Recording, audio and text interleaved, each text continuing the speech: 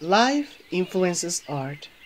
Art is a reflection of life in its purest essence.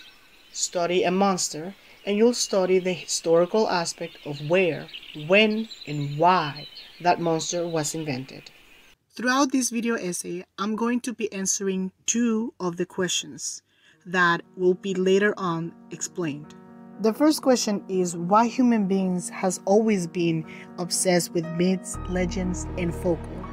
The second question is, can folklore, myths, and legends be more beneficial than detrimental? According to Urban Dictionary, legends are a traditional story, sometimes popularly regarded as historical, but unauthenticated. Unlike legends, folklore are the traditional beliefs, customs, and stories of a community, passed through the generations by word of mouth. Lastly, myths are traditional stories, especially one concerning the early history of a people or explaining some natural or social phenomenon, and typically involving supernatural beings or events.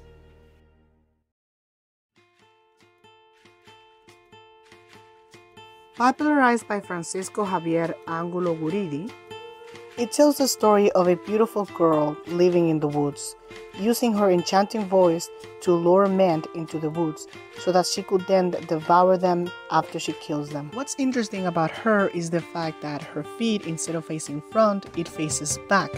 And this is not a thing that you can not only find in the Dominican Republic. She can be found in the Himalayas, India, and Pakistan as Cruchel, in the Philippines as Aswang, and in Slovenia as Krivo Petet. If a parent tells their children to not go alone at night into the woods because a monster will kill them, that's not a Latin American thing. That's an overall human thing. From misbehaved children to cheating partners to unfaithful people, that's a human thing, regardless your cultural or heritage background. Therefore, these creatures are made. But that's just covering the first question though. The second one needs to be made. If it either is a detrimental or a beneficial thing to keep these things alive, to keep these folklore, myths, and legends alive.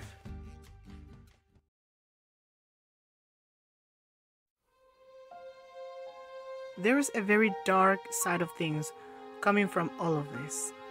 Take for example, witchcraft, that later on led to witch hunt. Witchcraft was a practice that took place from Europe to the Americas from the late 15th century all the way to the 18th early centuries. Some people can claim that even though this practice was caused by the church itself at first, it was then later on caused and got worse by folklore. The problem with this claim is the fact that people associate folklore tied to religion, when in reality it shouldn't be like that. Not only that, there's so many instances in which there's not need of religion in order for a folklore or a myth to occur. Seen in the Point Pleasant area from November 15, 1966 to December 15, 1967, Mothman is described as a humanoid creature with massive wings and glowing red eyes. This creature, originated from the West Virginia of the US, is considered an urban legend and or a modern folklore. According to the book definition, mass hysteria is form of a mass contagion in which a irrational belief or behavior drives a group or community.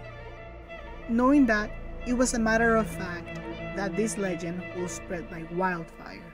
This modern urban folklore can be proof alone that they can be beneficial for us.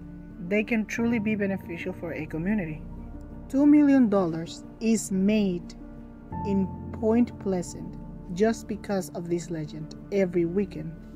Not only that, but also they attract from 2 to 10,000 people to their town just based upon this legend.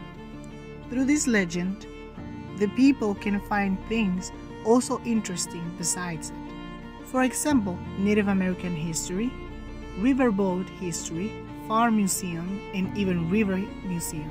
Whether the people from Point Pleasant like it or not, this folklore is a central part to their history and to their livelihoods.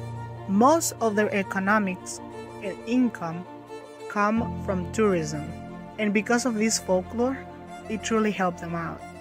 This is not a US thing alone. Parts of the world, such as the Caribbean side of Latin America, such as my home, are starting to discover new things about the indigenous past of our land, and it's all thanks to myths and legend and folklore.